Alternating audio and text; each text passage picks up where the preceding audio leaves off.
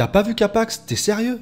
Bon attends, je vais te dire pourquoi tu dois voir Capax. Je te décris l'œuvre vite fait, et après je t'explique ce qui m'a marqué. Capax, c'est réalisé par Ian Softley. Ouais, moi non plus, je sais pas qui c'est. Bon, il aura quand même fait jouer Brendan Fraser et Andy Serkis dans Cœur d'encre, et Angelina Jolie dans Hackers pour un de ses premiers rôles. Voilà. Sinon, c'est son 4e long métrage, et il est sorti en 2001. Ouais, encore un film qui date, mais qui passe toujours aussi crème. Bon, parlons des choses cool. Le film met en scène Kevin Spacey et Jeff Bridges. Et ouais mon gars, là c'est clairement pas des acteurs de telenovelas. Et malgré ces 2 têtes d'affiche, faut savoir que le film a carrément pas marché à sa sortie. Du coup, il reste malheureusement méconnu du grand public. Allez, ça suffit pour la description, je te dis de suite de quoi ça parle.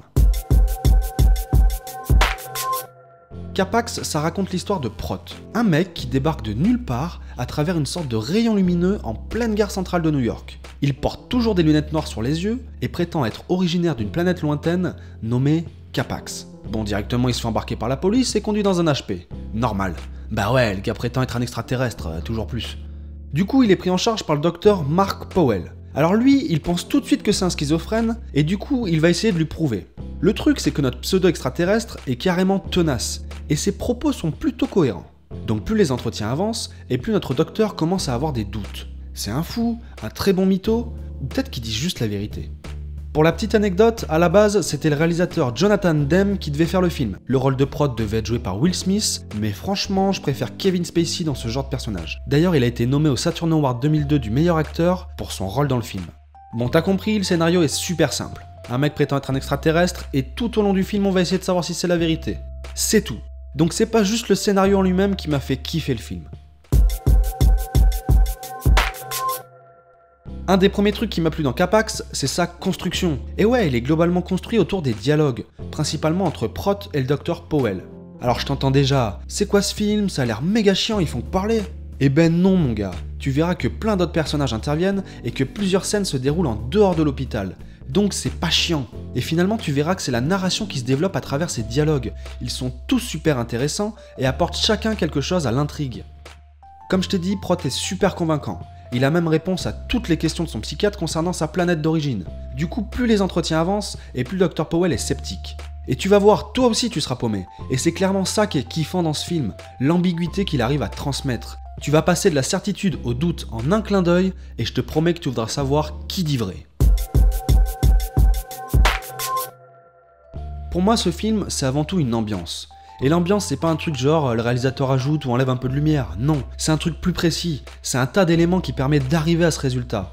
Déjà, Kevin Spacey est carrément mystérieux et intriguant dans son rôle de Prot. Sachant qu'il passe les 3 quarts du film avec des lunettes de soleil sur les yeux, franchement, respect. Alors Jeff Bridges n'est pas en reste, mais Kevin est vraiment impressionnant. Donc jeu d'acteur, impeccable, voire méga balèze de ouf. Alors bien sûr, la réalisation va jouer un rôle sur l'ambiance générale du film, elle est clairement pas impressionnante, mais juste. Je t'explique. Si Prot a des lunettes de soleil sur les yeux, c'est pas pour le style. Il dit que la luminosité sur Capax est inférieure à celle sur Terre. En gros, sur notre planète, c'est comme s'il était H24 avec une ampoule 50 watts devant les yeux. Pas évident quoi.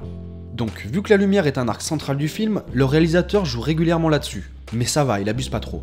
Du coup, les effets de mise en scène et la réalisation rendent l'histoire encore plus intrigante. T'as compris, pour moi, l'élément le plus marquant du film, c'est son ambiance. Et j'ai rarement vu un film où la musique colle aussi bien à l'histoire racontée. D'ailleurs, pour moi, il y a une musique super importante qui va revenir comme un gimmick tout au long du film.